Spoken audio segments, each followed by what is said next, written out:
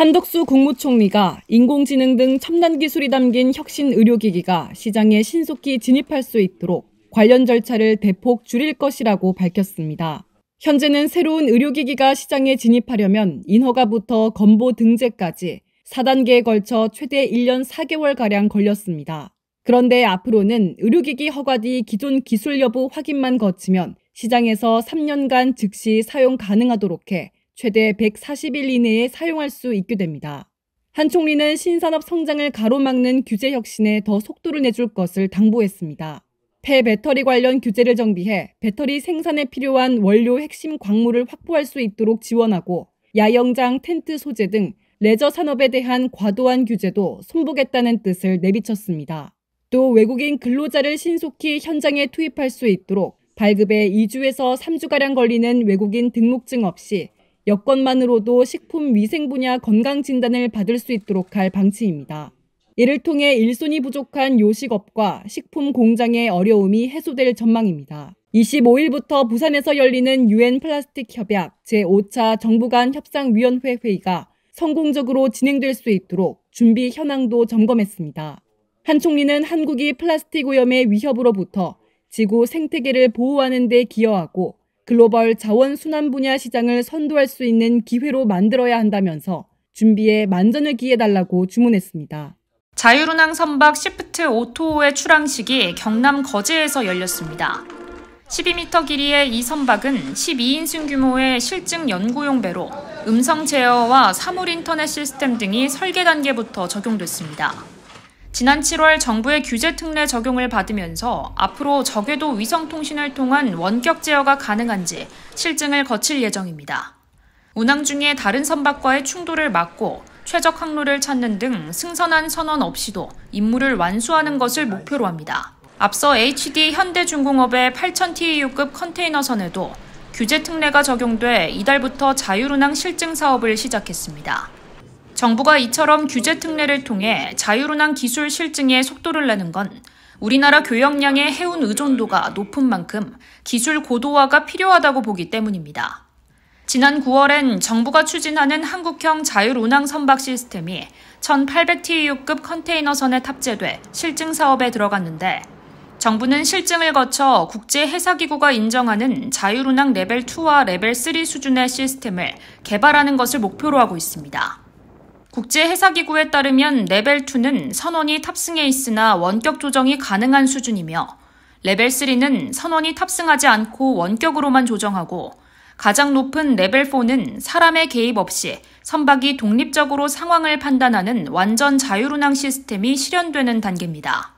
정부는 내년 1월 자율운항 선박법 시행을 통해 자율운항 기술을 상용화하는 데 힘쓴다는 방침입니다. 중소기업과 소상공인 제품을 저렴하게 구매할 수 있는 동행축제.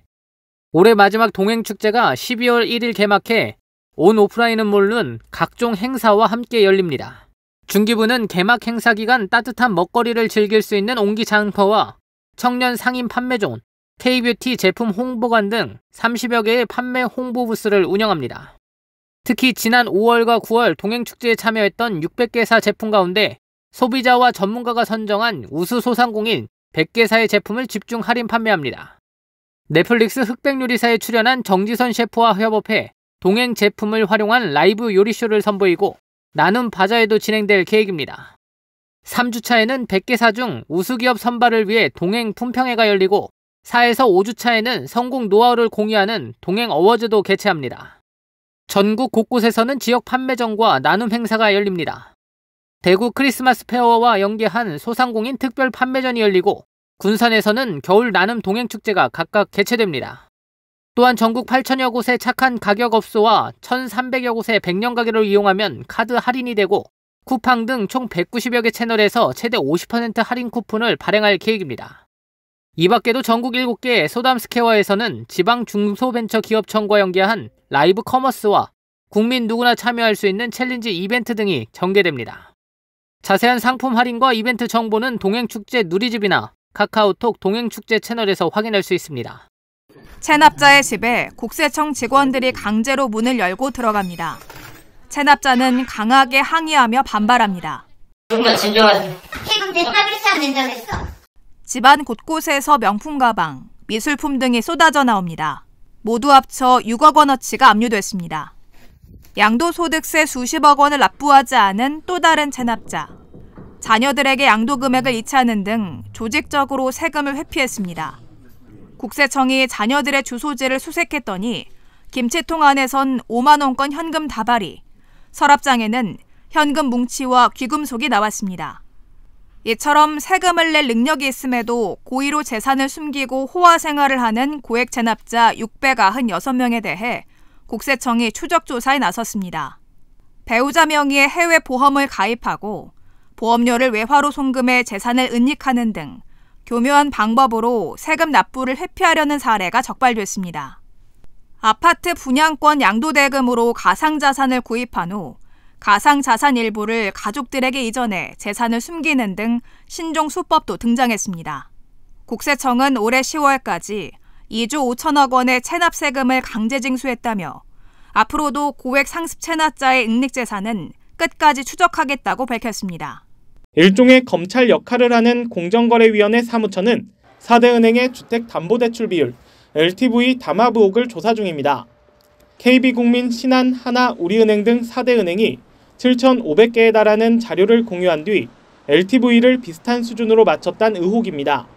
2020년 개정된 공정거래법의 정보 교환 행위도 담합으로 본다는 조항이 처음으로 적용된 겁니다. 공정위 사무처는 LTV 담합으로 담보대출 시장 경쟁을 제한하고 금융소비자 이익을 침해했다고 보고 있습니다. 반면에 은행들은 단순 정보교환일 뿐 부당이익은 없었다는 입장입니다. 정보공유 후에도 은행별 LTV는 일정 부분 차이를 보였다는 점도 내세우고 있습니다. 담합이 인정되면 담합으로 인한 매출액의 최대 20%까지 과징금이 부과되는데 총 과징금이 1조 원에 이를 것이란 관측도 나옵니다. 공정거래위원회가 전원 회의를 열고 4개 시중은행의 부당한 공동행위에 대한 건을 심의한 결과 사실관계 추가 확인 등을 위해 재심사 명령을 결정했습니다. 양측 주장을 들어본 위원들은 사실관계를 추가 확인할 필요가 있다고 판단하고 사무처에 다시 조사할 것을 명령한 겁니다. 한편 공정위 전원회의는 1심 법원 역할을 하고 이후 고등법원과 대법원을 거쳐 제재가 최종 확정됩니다. 2025학년도 1학기 국가장학금 1차 신청이 시작됐습니다. 다음 달 26일 오후 6시까지 한국장학재단 누리집이나 앱에서 24시간 신청 접수할 수 있는데요. 특히 내년부터는 국가장학금 지원 기준이 기존 8구간 이하에서 9구간 이하로 확대되면서 지원 대상도 100만 명에서 150만 명으로 늘었습니다. 국가장학금 신청에 대해 맞춤형 상담이 필요한 경우 1599-2000으로 전화하거나 각 지역 한국장학재단 센터에 방문하면 됩니다. 올해 소득 요건 등으로 국가장학금을 받지 못했던 학생도 내년에는 대상이 될 수 있으니까 적극적으로 신청해 보시기 바랍니다. 자동차를 가지고 있다는 이유만으로 기초생활수급자에서 탈락하지 않도록 자동차 재산 기준이 완화될 전망입니다. 보건복지부가 관련 고시 개정안을 다음 달 10일까지 행정 예고한다고 밝혔습니다. 현재 자동차 재산의 소득 환산율은 100%로 빈곤 여부를 판단할 때 차값이 모두 소득으로 잡히는데요. 다만 배기량 1600cc 미만이면서 차량 가액이 200만 원 미만인 승용차에는 예외적으로 4.17%의 환산율이 적용돼 차값의 일부만 소득으로 산정됩니다. 이번 개정안에는 내년부터 이 기준을 완화해 배기량 2000cc 미만이면서 차량 가액이 500만 원 미만인 승용차에 대해서도 4.17%의 환산율을 적용한다는 내용이 담겼습니다. 복지부는 고시 개정을 통해 기존 자동차 보유 가구의 생계 급여액이 늘어나고 신규로 수급 혜택을 받는 가구도 많아질 것이라고 전망했습니다.